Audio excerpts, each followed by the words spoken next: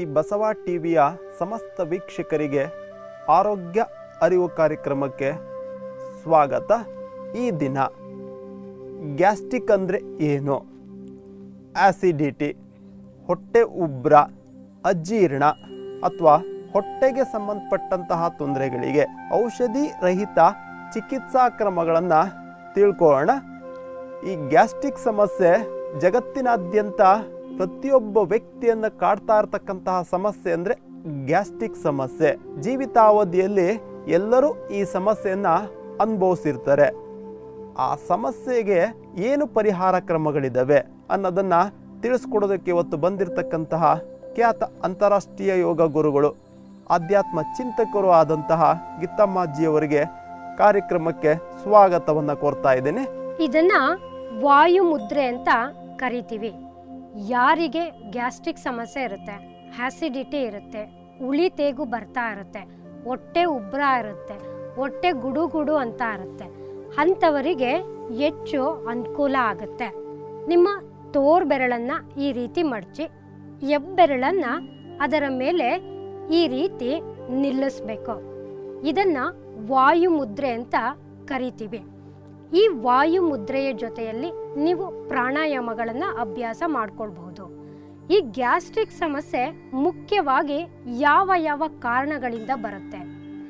ಬೇಗ ಬೇಗ ಆಹಾರವನ್ನು ತಿನ್ನೋದು, ಹಾಗೆ ಸಮಯಕ್ಕೆ ಸರಿಯಾಗಿ ತಿಂದಲೇ ಇರ್ತಕ್ಕಂಥದ್ದು, ಅತಿಯಾದ ಜಂಕ್ ಫುಡ್ಡಿಂದ, ಹಾಗೆ ಒತ್ತಡಗಳಿಂದ ಗ್ಯಾಸ್ಟ್ರಿಕ್ ಸಮಸ್ಯೆ ಬರಬಹುದು. ಗ್ಯಾಸ್ಟ್ರಿಕ್ ಸಮಸ್ಯೆ ಬಂದರೆ ಬೆನ್ನು ನೋವು ಬರಬಹುದು, ತಲೆನೋವು ಬರಬಹುದು, ಮಂಡಿ ನೋವು ಬರಬಹುದು, ಹಾಗೆ ಜಾಯಿಂಟ್ಸ್ ಪೇನ್ ಬರಬಹುದು. ಈ ರೀತಿ ನಾನಾ ಕಾಯಿಲೆಗಳು ಜಾಸ್ತಿ ಆಗ್ತಾ ಹೋಗುತ್ತೆ.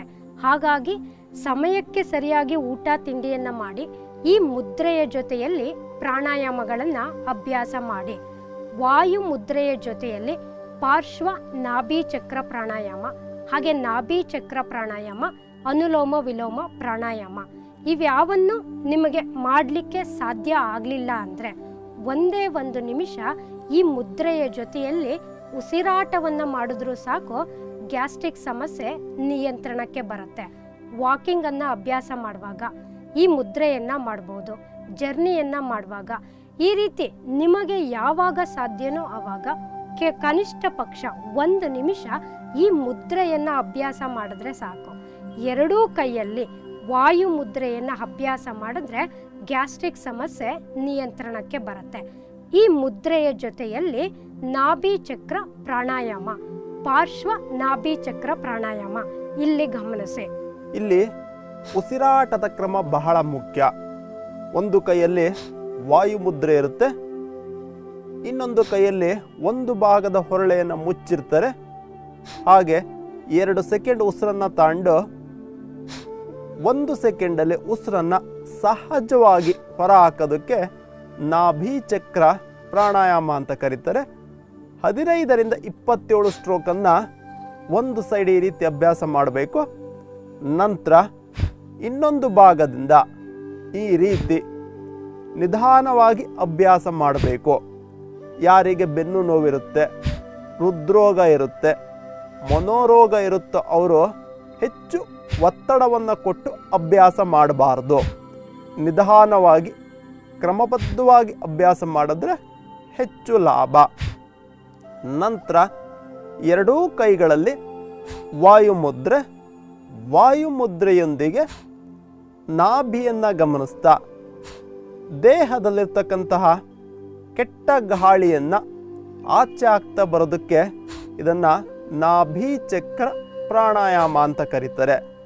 ಅಜೀರ್ಣ, ಉಳಿ ತೇಗು, ಹೊಟ್ಟೆ ಉಬ್ರ, ಪದೇ ಪದೇ ಬಾತ್ರೂಮ್ಗೆ ಹೋಗಬೇಕು ಅನಿಸುತ್ತೆ, ಕೆಲವ್ರಿಗೆ ಊಟ ಆದ ತಕ್ಷಣ ಬಾತ್ರೂಮ್ಗೆ ಹೋಗಬೇಕು ಅನಿಸುತ್ತೆ, ತೇಗು ಡರ್ಕೆಗಳು ಬರ್ತಾ ಇರುತ್ತೆ, ಉಳಿ ತೇಗು ಬರ್ತಾ ಇರುತ್ತೆ, ಆ ತೊಂದರೆ ಇರ್ತಕ್ಕಂಥವ್ರಿಗೆ ಇದು ಹೆಚ್ಚು ಲಾಭವನ್ನು ಕೊಡುತ್ತೆ. ಗ್ಯಾಸ್ಟ್ರಿಕ್ ಅಂದರೆ ಗ್ಯಾಪ್ ಅಂತ ಕರೀತಾರೆ. ಯಾವಾಗ ಊಟ ತಿಂಡಿಯ ಮಧ್ಯ ಗ್ಯಾಪ್ ಜಾಸ್ತಿ ಆಗುತ್ತೋ ಆವಾಗ ಈ ಗ್ಯಾಸ್ಟ್ರಿಕ್ ಸಮಸ್ಯೆ ಹೆಚ್ಚಾಗುತ್ತೆ. ಸಮಯಕ್ಕೆ ಸರಿಯಾಗಿ ಹಿತವಾಗಿ ಮಿತವಾಗಿ ಋತುಮಾನಕ್ಕೆ ತಕ್ಕಂಥ ಆಹಾರಗಳನ್ನು ಚೆನ್ನಾಗಿ ಜಿಗಿದು ತಿನ್ನೋದ್ರಿಂದ ಆ ನಿಮ್ಮ ಗ್ಯಾಸ್ಟ್ರಿಕ್ ಸಮಸ್ಯೆ ನಿಯಂತ್ರಣಕ್ಕೆ ಬರುತ್ತೆ. ಈ ಗ್ಯಾಸ್ಟ್ರಿಕ್ ಸಮಸ್ಯೆಗೆ ಅಥವಾ ಹೊಟ್ಟೆ ಉಬ್ಬರ, ಹೊಟ್ಟೆಗೆ ಸಂಬಂಧಪಟ್ಟಂತಹ ತೊಂದರೆಗಳಿಗೆ ಇನ್ನೂ ಒಂದು ಮುದ್ರೆ ಬರುತ್ತೆ. ಅದನ್ನು ವಾಯು ಅಪಾನ ಮುದ್ರೆ ಅಂತ ಕರೀತಾರೆ. ಆ ಮುದ್ರೆಯನ್ನು ನೋಡೋಣ. ಇದನ್ನ ವಾಯು ಅಪಾನ ಮುದ್ರೆ ಅಂತ ಕರಿತೀವಿ. ತೋರು ಬೆರಳನ್ನ ಈ ರೀತಿ ಮಡಚಿ ಉಂಗುರದ ಬೆರಳು ಹಾಗೆ ಮಧ್ಯದ ಬೆರಳಿನ ಬುಡಕ್ಕೆ ಈ ಹೆಬ್ಬೆರಳಿನ ತುದಿಯನ್ನ ಈ ರೀತಿ ಸೇರಿಸ್ತೀವಿ. ಇದಕ್ಕೆ ವಾಯು ಅಪಾನ ಮುದ್ರೆ ಅಂತ ಕರಿತೀವಿ.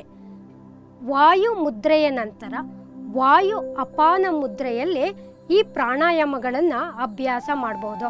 ಪ್ರಾಣಾಯಾಮಗಳನ್ನು ಅಭ್ಯಾಸ ಮಾಡಲಿಕ್ಕೆ ಸಮಯ ಇಲ್ಲ ಅಂದರೆ 1 ನಿಮಿಷ ಈ ರೀತಿ ಮುದ್ರೆಯನ್ನು ಮಾಡಿ ಉಸಿರಾಟವನ್ನು ಮಾಡಿದ್ರೂ ಕೂಡ ಗ್ಯಾಸ್ಟ್ರಿಕ್ ಸಮಸ್ಯೆ ನಿಯಂತ್ರಣಕ್ಕೆ ಬರುತ್ತೆ.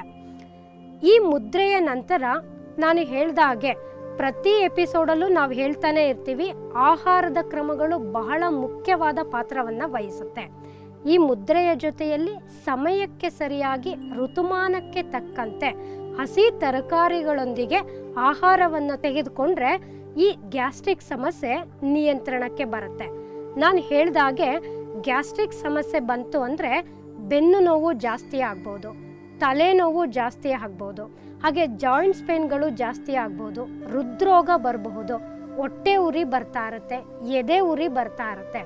ಹಾಗಾಗಿ ಗ್ಯಾಸ್ಟ್ರಿಕ್ಕನ್ನು ಎಷ್ಟು ಸಾಧ್ಯನೋ ಅಷ್ಟು ನಿಯಂತ್ರಣದಲ್ಲಿಟ್ಕೊಳ್ಳಿ. ಈ ಮುದ್ರೆಗಳ ಜೊತೆಯಲ್ಲಿ ಅಭ್ಯಾಸ ಮಾಡಿದಾಗ ಬಹುಬೇಗ ನಿಯಂತ್ರಣಕ್ಕೆ ಬರುತ್ತೆ. ಪ್ರಾಣಾಯಾಮಗಳನ್ನು ಅಭ್ಯಾಸ ಮಾಡುವಾಗ ನೆನಪಿರಲಿ, ನಿಧಾನವಾಗಿ ಕ್ರಮಬದ್ಧವಾಗಿ ಅಭ್ಯಾಸವನ್ನು ಮಾಡಬೇಕು. ಯಾರಿಗೆ ಗ್ಯಾಸ್ಟ್ರಿಕ್ ಸಮಸ್ಯೆ ಇರುತ್ತೆ ಅಂಥವರು ಈ ಮುದ್ರೆಗಳ ಜೊತೆಯಲ್ಲಿ ನಿಧಾನವಾಗಿ ಅಭ್ಯಾಸವನ್ನು ಮಾಡಬೇಕು.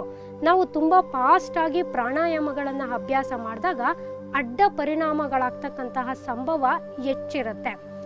ಎಕ್ಸಾಂಪಲ್ ಯಾವ ರೀತಿ ಅಂತ ಅಂದರೆ, ಈಗ ಗ್ಯಾಸ್ಟ್ರಿಕ್ ಸಮಸ್ಯೆ ಇರುತ್ತೆ, ನಾವು 1 ನಿಮಿಷಕ್ಕೆ 1ರಂತೆ ಪ್ರಾಣಾಯಾಮಗಳನ್ನು ಅಭ್ಯಾಸ ಮಾಡಿದಾಗ ಬೆನ್ನು ನೋವು ಜಾಸ್ತಿ ಆಗ್ಬೋದು, ತಲೆನೋವು ಕೂಡ ಜಾಸ್ತಿ ಆಗ್ಬೋದು, ಅಥವಾ ಹೃದ್ರೋಗಗಳು ಬರ್ತಕ್ಕಂತಹ ಸಂಭವ ಹೆಚ್ಚಿರುತ್ತೆ.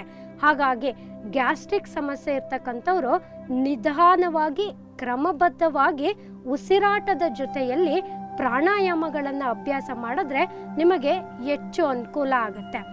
ಗ್ಯಾಸ್ಟ್ರಿಕ್ ಸಮಸ್ಯೆ ಬಂದ್ಬಿಟ್ಟಿದೆ, ಏನು ತಿಂದರೂ ಕೂಡ ಎದೆ ಉರಿ ಬರ್ತಾ ಇರುತ್ತೆ, ಹೊಟ್ಟೆ ಉರಿ ಬರ್ತಾ ಇರುತ್ತೆ ಅಂಥವರು ಪ್ರತಿ ಊಟ ತಿಂಡಿಯ ಜೊತೆ ಸೌತೆಕಾಯನ್ನು ಬಳಸೋದ್ರಿಂದ ಹೊಟ್ಟೆ ಉರಿಯನ್ನು ನಿಯಂತ್ರಣದಲ್ಲಿಟ್ಕೊಳ್ಬಹುದು, ಹಾಗೆ ಎದೆ ಉರಿಯನ್ನು ಕೂಡ ನಿಯಂತ್ರಣದಲ್ಲಿಟ್ಕೊಳ್ಬಹುದು. ಪ್ರತಿ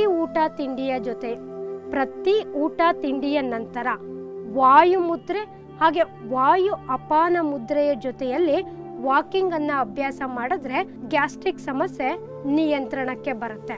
ಆತ್ಮೀಯ ವೀಕ್ಷಕರೇ, ಈ ಗ್ಯಾಸ್ಟ್ರಿಕ್ ಸಮಸ್ಯೆ ಯಾವ ರೀತಿ ನಿಯಂತ್ರಣಕ್ಕೆ ತರಬಹುದು, ಉಳಿ ತೇಗು, ಹೊಟ್ಟೆ ಉಬ್ರ, ಇದಕ್ಕೆ ಸಂಬಂಧಪಟ್ಟಂತೆ 2 ಮುದ್ರೆಯನ್ನು ನೋಡಿದ್ರೆ, ಕೆಲವೊಂದು ಆಹಾರ ಕ್ರಮವನ್ನು ನೋಡಿದ್ರೆ,